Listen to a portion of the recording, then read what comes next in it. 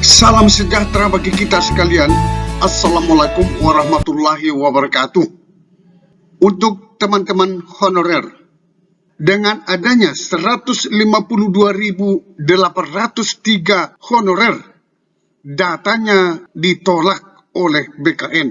Ini masih polemik di kalangan honorer, sehingga para honorer meminta penjelasan dari pihak BKN.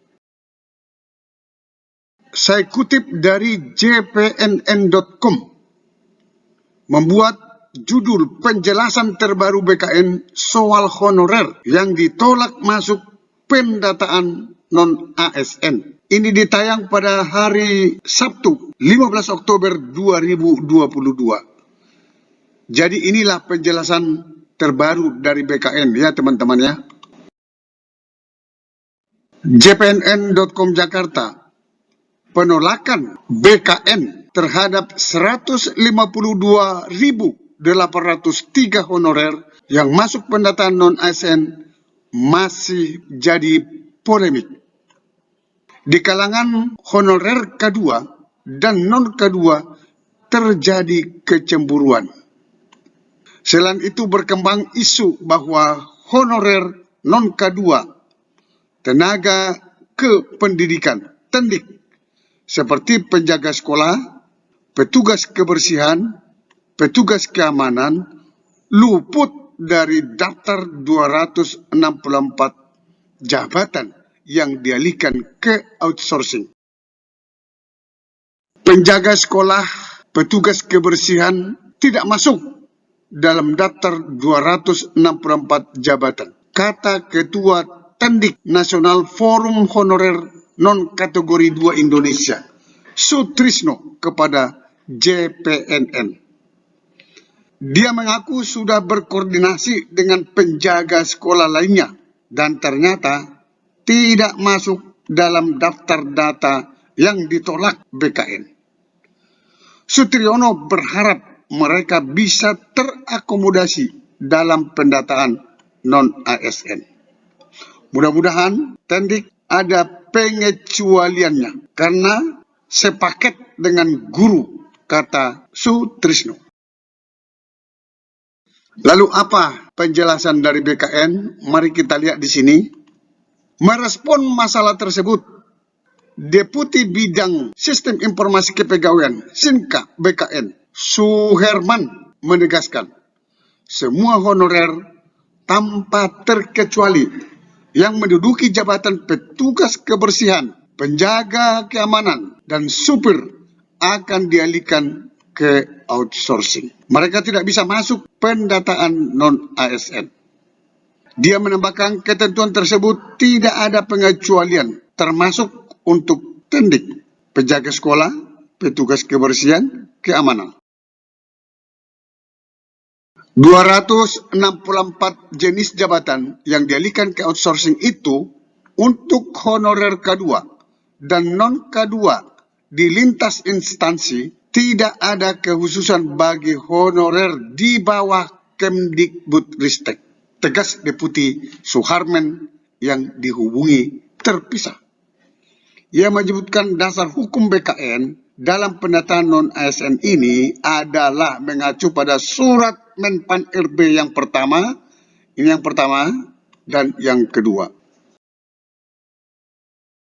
Di dalam surat tersebut tidak ada kata kecuali, sehingga semua diperlakukan sama. Sebelumnya BKN menolak data 152.803 honorer yang masuk pendataan non-ASN. Data tersebut sudah diumumkan BKN lewat uji publik pendataan non-ASN sebagai rujukan masing-masing instansi untuk mengumumkan jumlah honorernya. BKN mencatat 152.803 data non-ASN per 7 Oktober 2022. Sejumlah jabatan seperti pengemudi, tenaga kebersihan, dan satuan pengamanan, serta sejenisnya tidak sesuai dengan surat edaran Menpan yang pertama dan yang kedua. Kami meminta pejabat pembina kepegawaian, PPK, kementerian, lembaga, dan pemerintah daerah melakukan verifikasi validasi verbal kembali daftar honorer yang jabatannya tidak sesuai dengan surat Deputi Bidang SDM Aparatur Kemenpan RB yang nomor B1971 ini tertanggal 7 Oktober tentang nomenklatur jabatan di dalam pendataan non-ASN. Tutur karo Humas BKN Satya Pratama di Jakarta. Dia melanjutkan hal ini telah disampaikan kepada PPK instansi melalui surat BKN tentang jabatan yang tidak sesuai dengan ketentuan pendataan tenaga non-ASN di lingkungan instansi pemerintah. BKN juga telah menyampaikan bahwa rekapitulasi hasil data tenaga non-ASN tahap prafinalisasi pada portal pendataan non-asn.bkn.go.id berjumlah 2.215.542.